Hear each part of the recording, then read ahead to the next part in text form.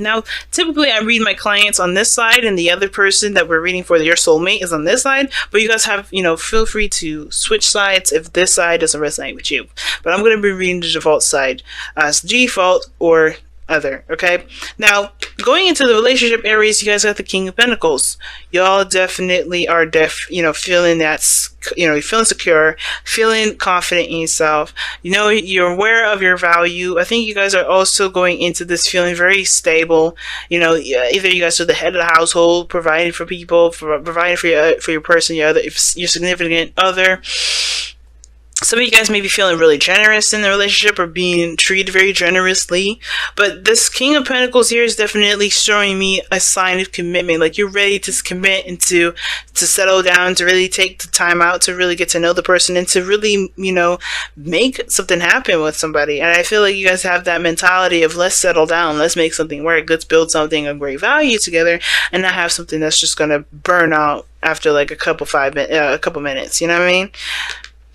So I see you guys definitely ready here to commit. Now the other person's got the Star, and I like this energy here for this person here because I see this as an opportunity to heal, an opportunity to grow, and someone to This also sees this person as this card here for this person mentally going into the relationship can also sees this as an opportunity to go after dreams, right? To achieve a dream, to go after what they're aspiring towards, which is perhaps a relationship with you or a relationship with someone, period.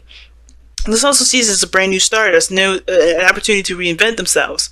So I like this energy, right? This person's definitely taking this time into really putting in and giving of themselves to work. They think they see this as something they have to give of themselves in order for it to work, in order for it to create something. And I think both of you guys understand and are very aware of the effort that's going to be going into a relationship, which is why this is also very exciting anyway. But here lies the crazy parts that come up forward. We have the 9 of Wands as this person's body. So even though they have the Star here, that this person needs healing, this person's looking towards healing, looking towards reaching some goals, or very goal-oriented, right? They're very focused on starting a new beginning, starting fresh, starting over, and, going about a new beginning with fresh new ideas and everything like that, and willing to give of themselves. They have the 9 of Wands here. So they are a bit defensive. They're kind of they have their blocks up, it's almost like they have their doubts, but they're also very exhausted. So whatever they've been through recently, they're definitely still carrying that weight. They're still carrying that wall with them. So with the 9 of Wands here, this person's just extremely defensive, okay? Extremely defensive. And I feel like this person's also extremely adamant about a certain goal, though. But the way they are doing it is kind of keeping keeping process at bay. You know what I'm saying? Obviously, like, they're ready to go mentally, ready to go. They're like, hell no, in their bodies, right? So that's that tug and pull that I'm seeing here. A really weird tug and pull, like a good, like a 5 of Wands kind of situation here. But this person is not taking action as well as, extending of themselves because they're probably tired of taking the first step, tired of doing X, Y, and Z. Well, this person is just like, they're not really ready to give up on love, but they're not actively going out to get it, if that makes sense. Like, they're still kind of like, they're still defensive in regards to that whole thing, which is very interesting, right? They have this aspiration to start something new, but they're just still defensive on it. Definitely weird. But hey, they're entitled to feel and do whatever they feel like they want to do. Well, on your hand, here, you're ready to commit and start something new, but you got the 4 of Swords. Yes, family, what is that? This is all about taking a break, taking a rest, reflecting. And that's not a bad thing, because sometimes we need that time to reflect and to see, to look within ourselves, get some information that we need to get for ourselves, especially after a phase of healing. Because what was the 4 of Swords before this, right? The 3 of Swords. And that's where there's 3 hearts and 3 swords and a heart.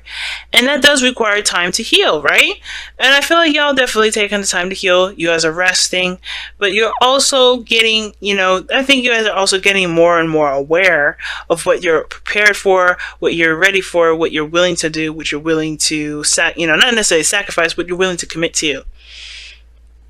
Which leads us down to the King of Swords, which is in your foundation energy or your spirit plane, which is interesting.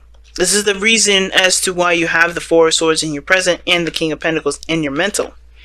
Now, you guys can be very career oriented, and you guys maybe put yourself on a hiatus, and it's because you guys have been hurt before, and this is your protective mechanism. Y'all are just like, I'm gonna just focus on my career, focus on money, focus on what I need in my life, right? The essentials, and I'm not gonna think about anything else. But it's not really healing you. You're just putting yourself in a very stale state, in a dormant state, not taking any action, not doing anything, but I feel like I said before, it could be because of some sort of protection mechanism. You're not really wanting to put yourself out there because you're afraid to get hurt.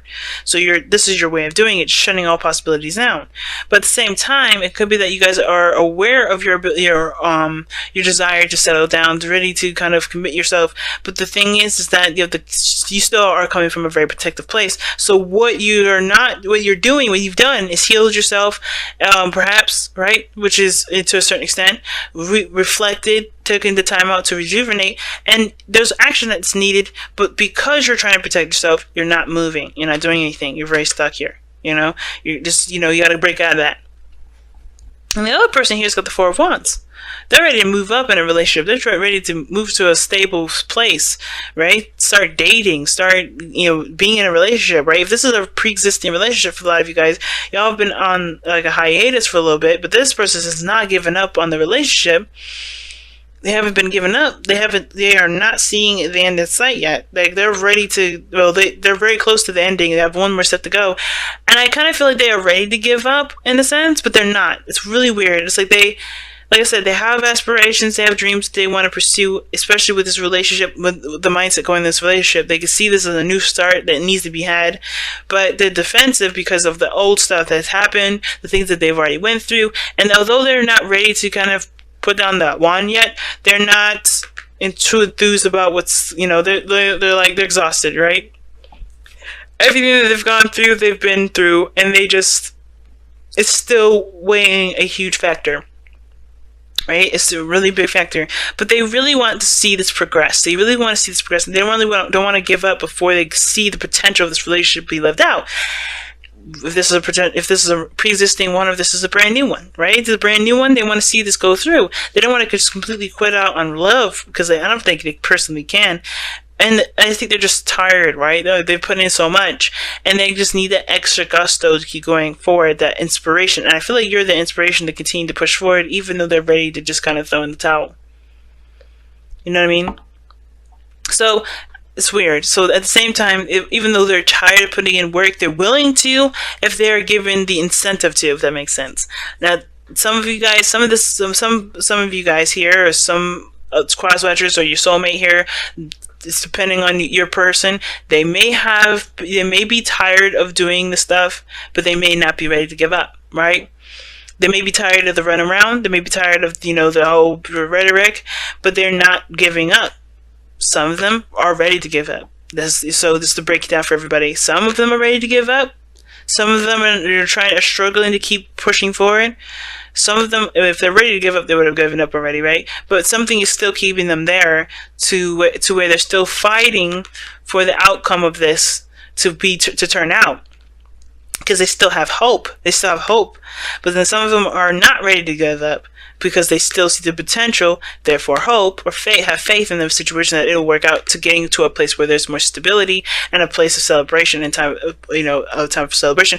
And it may be that they know that the potential for this relationship is victorious and very, very exciting, very happy because how you guys are together. Right? Because what brought you two together is this collaboration, this cooperation, this work together, the support that you guys have for one another.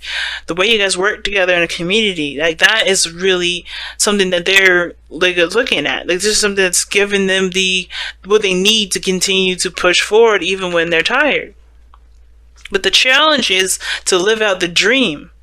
Is to just be a part of each other's worlds, right? To just be content and not expect anything from each other, right? Just to be happy with one another, just to enjoy each other's company. But in order for you to do that, there has to be steps that need to be taken here. Make the effort, right? Take the effort.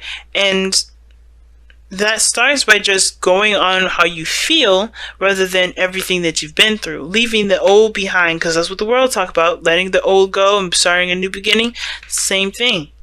But you got to start that new beginning. This new beginning isn't going to just plop on your doorstep. You still got to get up to the door and accept the gift if it is, right?